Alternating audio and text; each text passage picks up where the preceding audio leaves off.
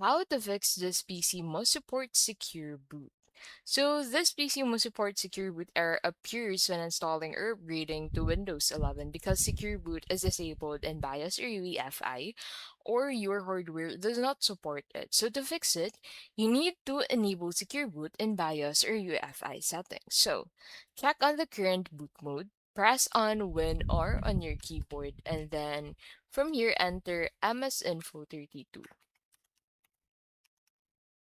And then from here, go ahead and look for BIOS mode. And then if it says UEFI, Secure Boot can be enabled. If it says Legacy, you must convert your DOS to GPT before enabling Secure Boot.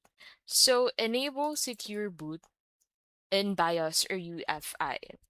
Restart your PC and enter BIOS or UEFI, usually by pressing Del F2, F10, or ESC during startup. So navigate to boot or security or authentication tab and then find secure boot option and then set it to enabled and save changes and restart. So that is how you can basically fix this PC must support secure boot. Enable secure boot for Windows 11.